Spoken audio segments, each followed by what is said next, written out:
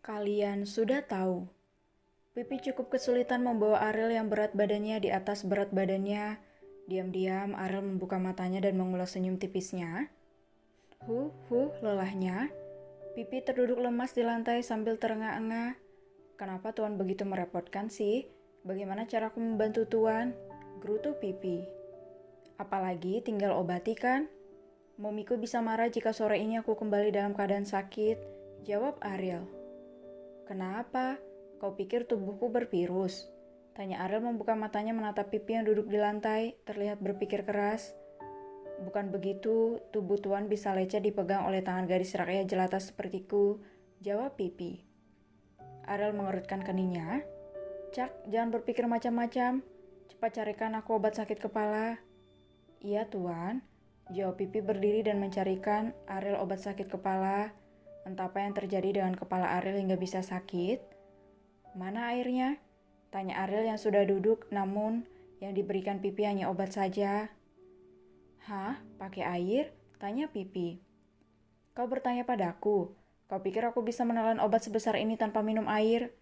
Ariel berdecak. Oh, Tuan kaya minum obat harus pakai air ya? Gumam Pipi mengangguk-angguk sambil beranjak dari duduknya di lantai dan meninggalkan Ariel yang menganga. Pipi kembali. Ini Tuan. Pipi menyodorkan minuman hangat yang ia bawa. Dasar Tuan pesuruh, batin Pipi. Ariel meminum obatnya lalu meneguk airnya sampai habis, lalu memberikan gelasnya ke Pipi. Kau berbicara seperti tadi, apa kau minum obat tanpa air? Ejek Ariel. Iya, jawab Pipi membuat Ariel terdiam lalu berdaham pelan. Dasar aneh, sindir Ariel. Pipi diam saja sambil mengeluarkan ponselnya, mengirim pesan pada Pika bahwa dirinya telah sampai di rumah. Kenapa kau duduk di lantai? Tanya Ariel. Jangan berisik Tuan, lebih baik Tuan tidur lalu pergi dari rumah saya setelah baik kan, oke? Pipi bangkit dan melenggang pergi meninggalkan Ariel yang menjatuhkan rahangnya. Kau mengusirku? Untung saja kepalaku sakit, jika tidak sudah habis kau kubuat. Gerutu Ariel memegang kepalanya yang masih berdenyut. Malam hari sekitar jam 7 malam, Tuan, panggil Pipi. Tuan, teriak Pipi. Ariel membuka matanya. Kau berisik sekali, suaramu jelek. Sudah jam 7 malam, bukankah Anda bilang ada yang harus Anda urus? Kenapa belum bangun juga? Cecar Pipi yang suaranya memang sedikit serak. Pipi bahkan lebih memilih berteriak membangunkan Ariel hingga suaranya habis, daripada menyentuh tubuh emas Ariel. Sungguh ia trauma akan hal itu kecuali Ariel yang memintanya. Itu pun karena Pipi terpaksa memegang tubuh Ariel. Kalau tidak, ya Pipi tidak akan berani. Benarkah? Ariel bangkit memegang kepalanya yang sudah lebih baikan. Selimutmu kotor, berikan pada laundry, aku akan membayar biayanya. Ariel melihat selimut Pipi basah karena keringatnya yang bercucur tadi. Tidak apa Tuan, saya bisa mencucinya, jawab Pipi. Kenapa kau tidak hidupkan AC-nya? Jangan bilang kau pelit denganku, tanya Ariel. Tuan, jika sedang sakit tidak boleh pakai AC, harus berkeringat supaya racun dalam tubuh Anda keluar. Jelas Pipi. Racun? Kau pikir tubuhku beracun? Tanya Ariel. Bukan racun yang seperti itu juga. Itu racun yang membuat kepala Anda sakit. Jawab Pipi merasa manusia paling sabar di dunia ini.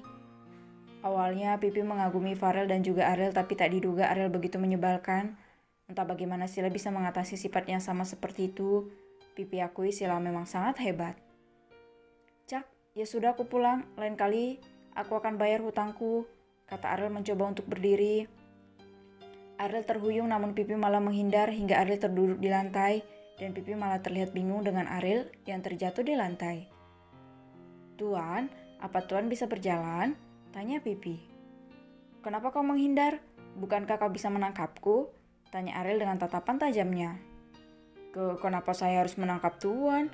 Nanti jika terjadi adegan di TV-TV itu bagaimana? Jawab Pipi dengan takut-takut sambil menundukkan wajahnya. Apakah korban sinetron? Ejek Ariel padahal niatnya juga begitu, namun Pipi bisa menebaknya, tentu ia tidak mau mengaku. Kau sama sekali tidak ada manisnya. Gerutu Ariel meninggalkan Pipi. Pipi menatupkan kedua alisnya. Kenapa aku harus bertingkah manis padanya? Dasar tuan pesuruh. Tring, tring. Pertanda Ariel sudah keluar dari apartemennya.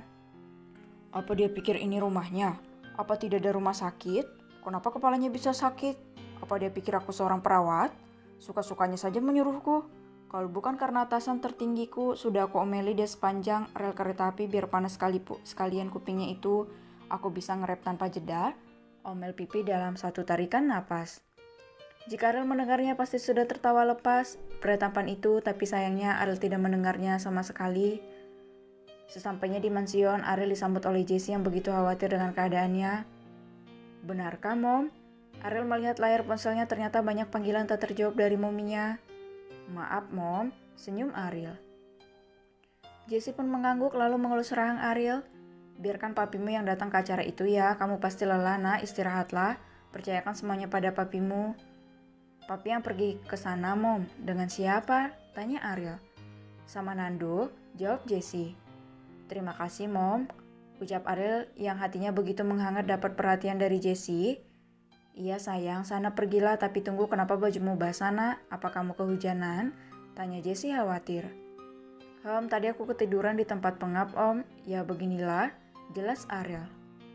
Jessie tidak mengerti, namun dilihat dari cara Ariel menjawabnya tidak mau menatap mata Jessie, seolah tahu Ariel sedang tidak mau membahas hal itu. Baiklah, Mommy tidak akan bertanya, bersihkan tubuhmu jangan sampai sakit ya, Jessie berkata lembut. Di dalam kamar mandi, apa aku bisa berpisah dari mereka? Bagaimana ekspresi Mommy saat tahu kalau aku bukan Farel tapi Ariel? Bagaimana caraku menjelaskannya?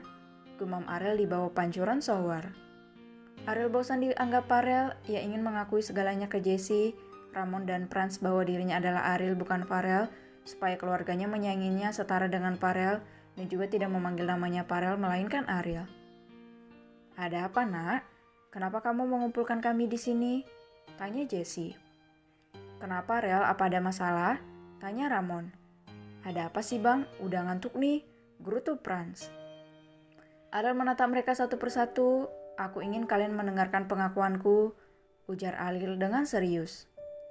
Dek, mereka saling pandang dengan debar jantung masing-masing. Pengakuan, Bio, Franz, Jessie, dan Ramon serentak. Ariel memejamkan matanya lalu membukanya setelah merasa siap. Aku bukan Farel, kata Ariel. Lalu, tanya Jessie. Ariel menatap Jessie dengan tanda tanya. Lalu, Bio Ariel seakan tidak percaya respon keluarganya itu.